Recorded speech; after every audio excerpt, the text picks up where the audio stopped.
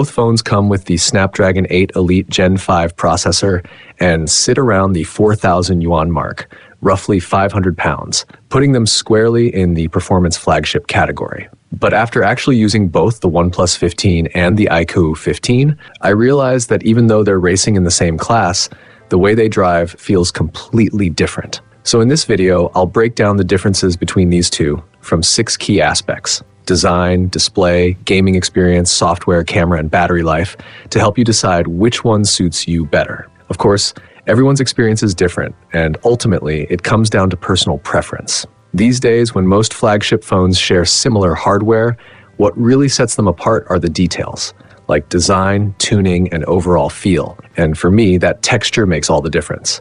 A quick shout out to my tech partner from China for sharing this video. A big thank you for making this possible. Hey everyone, it's Maiky from techmaiky. If you love staying updated with the latest gadgets, make sure to subscribe and hit the notification bell so you never miss out on our exciting tech content. Let's start with the OnePlus 15's design. Personally, I love it. According to OnePlus, the design takes inspiration from sand dunes.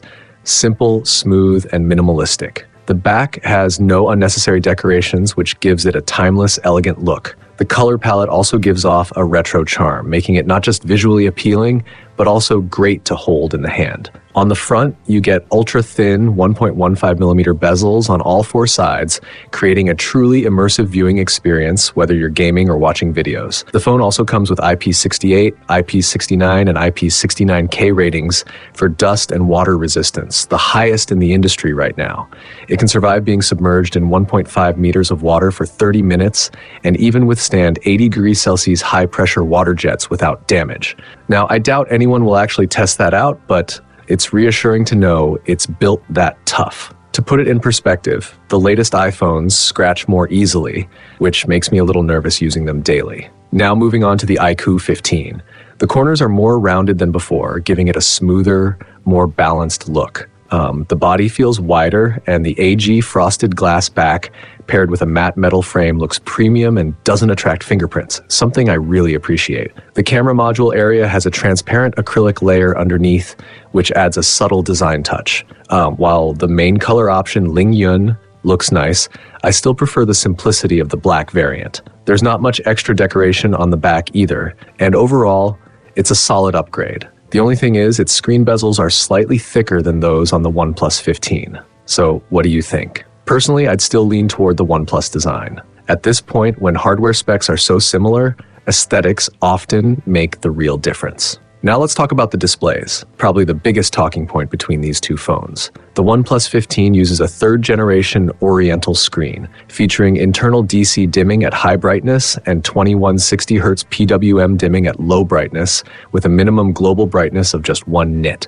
It's also 2V Rhineland Eye Protection 5.0 and Gold certified. Meanwhile, the iQOO 15 uses Samsung's M14 panel, a high-quality display by default. It also supports internal DC dimming at full brightness and 2160Hz PWM dimming at low brightness. Even though Samsung screens don't traditionally focus on eye protection, iQOO has tuned it well.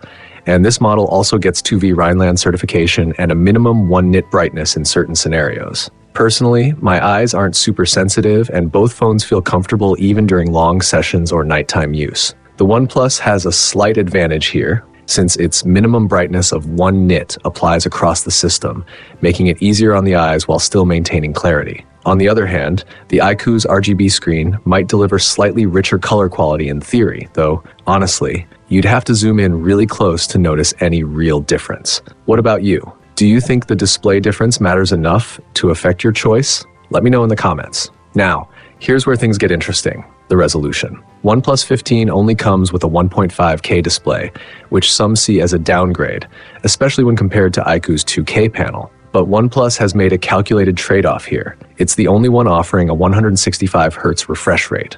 Compared to the traditional 120Hz displays, 165Hz gives you 45 extra frames every second, roughly a 27% increase in refresh speed.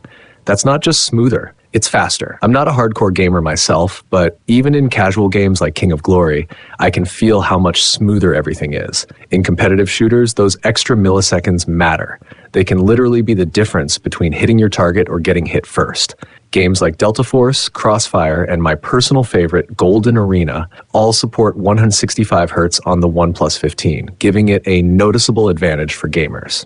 iQOO also does a great job with performance tuning, but when it comes to refresh rate, OnePlus clearly takes the lead. So when it comes to display and gaming experience, both phones shine in their own way.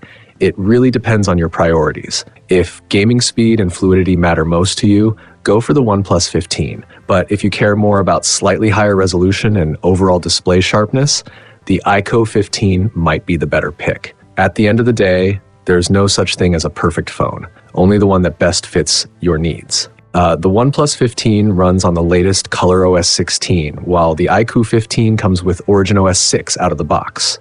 Honestly, both deliver a smooth and polished everyday experience. There's really nothing to complain about. Everything from app switching to background animations feels fluid and well optimized. It all comes down to personal preference, which interface, animations, and overall vibe you like better. OnePlus leans toward a more rhythmic, flowing animation style where every motion feels smooth and organic, while iQOO's interface feels snappier and more direct. Some people worry that because iQOO is a sub-brand, it might not offer the same system smoothness as a mainline Vivo or OnePlus flagship. But from my personal experience, that's not the case. I haven't noticed any meaningful difference between the OnePlus 15 and phones like the Vivo X8 Ultra or X8s. The iQOO 15 feels just as responsive and stable, so there's really no need for concern. Now let's talk about the cameras.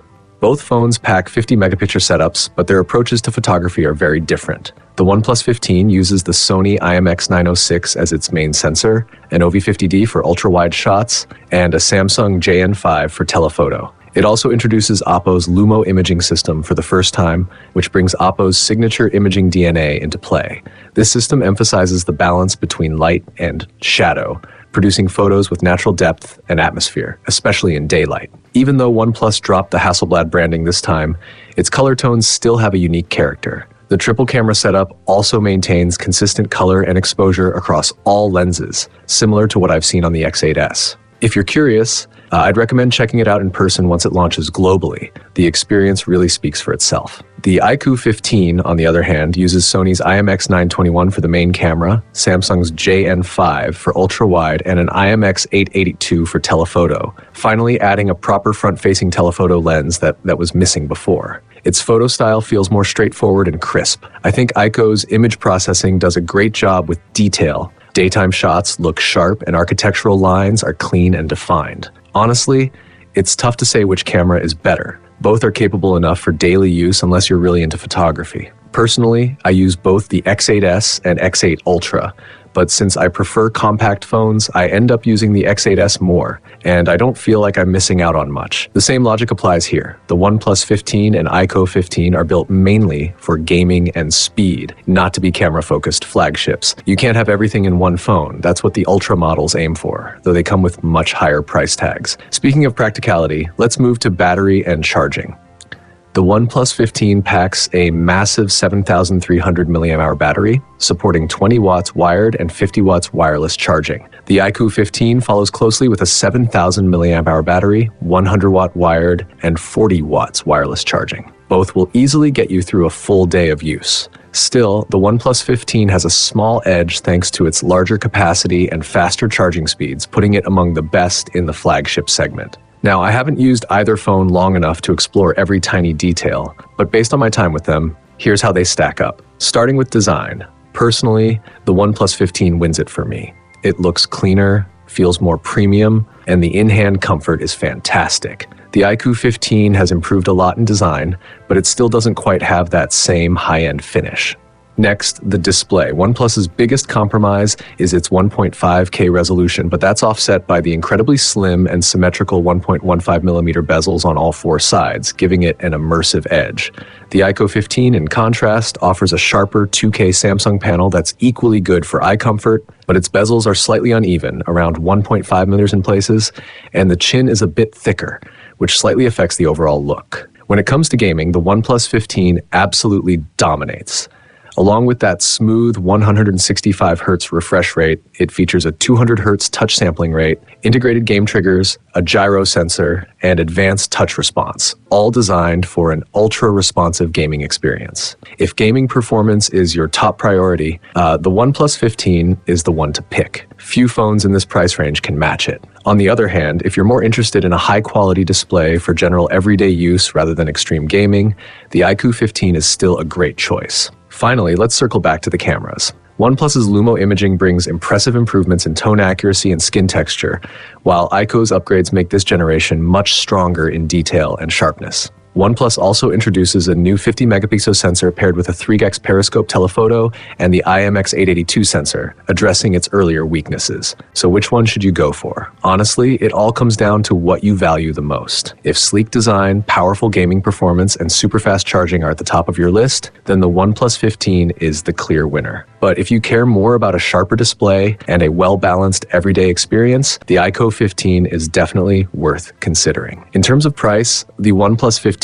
starts at 39.99 yuan. That's around £428 in the UK, $561 in the US, and 478 euros in Germany. The iQOO 15 comes in slightly higher at 499, roughly £450 in the UK, $590 in the US, and 512 euros in Germany.